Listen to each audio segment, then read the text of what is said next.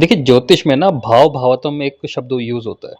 भाव भावात्म का मतलब है जो भाव है ना उसी को लगन बना के उसकी स्ट्रेंथ देखी जाती है। ठीक है। दूसरा रूल क्या होता है कि जो भी भाव है उतने ही भाव आगे बढ़ जाओ तो उसकी और स्ट्रेंथ पता चल जाती है। चौथे से चौथा चले जाओगे तो सप्तम भाव आ जाएगा।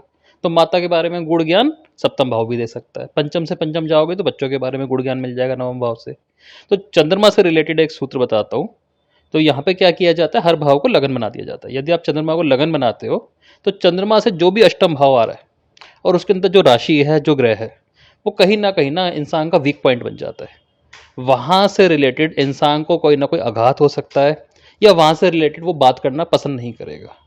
जैसे चंद्रमा किसी का पंचम भाव में है तो वहां से 8 भाव आगे 12वां भाव हो गया। अकेलापन, त्याग, किसी तरह का सेक्रीफाइस, ठीक है ना, या किसी तरह से गलत जगह दिमाग लगा लेना, तो वो चीज़ उसको परेशानी दे सकती है। जैसे इन्वेस्टमेंट। अब चंद्रमा किसी का जैसे दूसरे भाव में है तो नवम भाव में चला गया, 8 भाव आगे। कोई बिलीफ सिस्टम उसको आघात दे गया, पिता से रिलेटेड कोई आघात हो सकता है। ठीक है ना। तो इस टाइप की चीज़ें उसके लिए मानसिक आघात क्रिएट करेंगी।